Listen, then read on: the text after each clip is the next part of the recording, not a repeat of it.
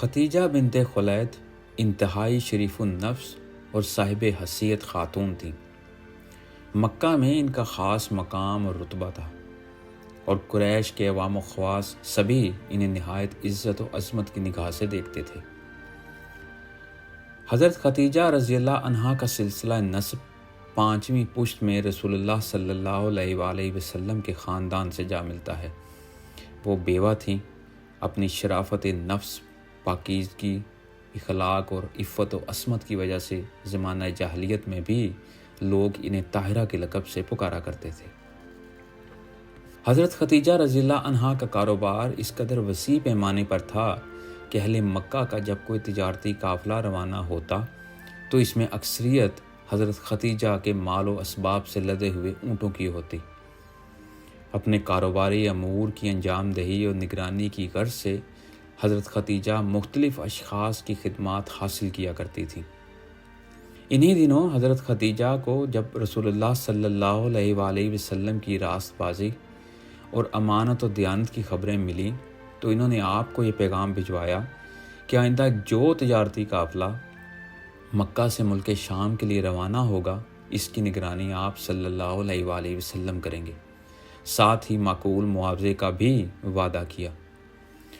آپ صلی اللہ علیہ وآلہ وسلم نے اپنے سرپرست چچا ابو طالب سے مشورے کے بعد اس پیشکش کو قبول فرمایا اور سفر شام کے لیے تیار ہو گئے۔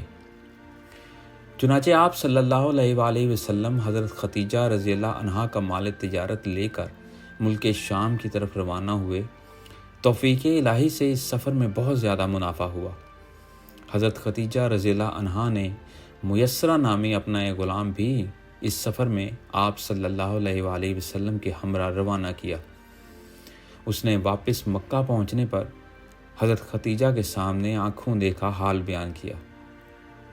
آپ صلی اللہ علیہ وآلہ وسلم کی راست بازی، معاملہ فہمی، پرہیزگاری، امانت و دیانت، فہم و فراست، حسن تعامل اور دیگر صفات حمیدہ کا تذکرہ کیا۔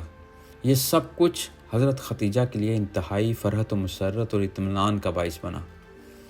حضرت ختیجہ اس سے قبل 2 بار بیوہ ہو چکی تھیں۔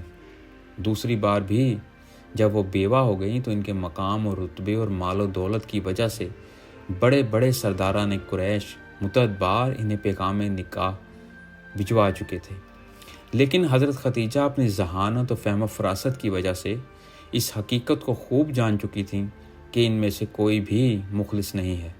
یہ سبھی لوگ لالچی اور محض مال و جمال کے بھوکے ہیں، اسی لیے وہ ایسے تمام پیغامات کو رد کر چکی تھیں۔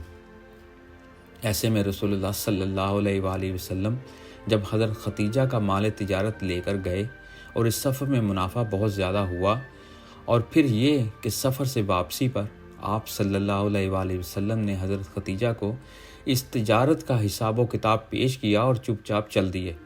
حضرت ختیجہ رضی اللہ عنہا بس سوچتی ہی رہ گئیں کہ کس قدر عجیب و غریب، سچا اور مخلص ہے یہ انسان، کس قدر سچی اور صاف ستھری ہے اس کی تجارت، دوسروں کی بنسبت منافع کس قدر زیادہ لایا ہے، لیکن معاوضے کے معاملے میں کوئی تقاضا نہیں، کوئی مطالبہ نہیں، کوئی بحث و تکرار نہیں، معاوضہ جو ملا بس چپ چاپ قبول کر لیا۔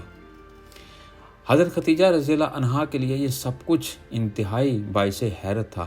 ایک طرف مسلسل پیغامات بھیجنے والے بڑے بڑے سرداران قریش جو کہ دراصل حرص و طمع کے مارے ہوئے اور مال و زر کے پجاری تھے، اور دوسری طرف سیدھا سادہ، سچا، مخلص اور اس قدر قناعت پسند، متوکل و قانع قسم کا یہ نوجوان۔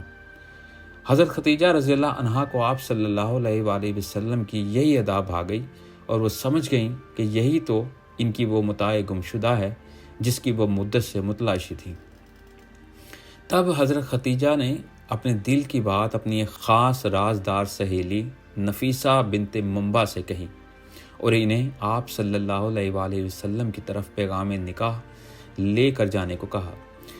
نفیسہ نے یہ پیغام آپ تک پہنچایا، جس پر آپ صلی اللہ علیہ وآلہ وسلم نے اپنے چچاؤں خصوصاً حضرت ابو طالب اور حضرت حمزہ سے مشورہ کیا۔ ان دونوں نے اس رشتے کی تائید کی اور پھر یہ دونوں آپ صلی اللہ علیہ وآلہ وسلم کی طرف سے اظہار رضامندی کے طور پر حضرت ختیجہ کے چچا عمرو بن اسد کے پاس پہنچے اور آپ صلی اللہ علیہ وآلہ وسلم کی طرف سے رضامندی کی انہیں اطلاع دی، اور یوں آپ صلی اللہ علیہ وآلہ وسلم اور حضرت خدیجہ رضی اللہ عنہا اس رشتہ ازدواج میں منسلک ہو گئے، اور یہ مبارک ترین رشتہ حضرت خدیجہ رضی اللہ عنہا کی وفات تک یعنی مسلسل 25 برس قائم رہا۔ رسول اللہ صلی اللہ علیہ وآلہ وسلم کی یہ پہلی شادی تھی۔ اس شادی کے وقت آپ صلی اللہ علیہ وآلہ وسلم کی عمر 25 سال جبکہ حضرت خدیجہ رضی اللہ عنہا کی عمر 40 سال تھی۔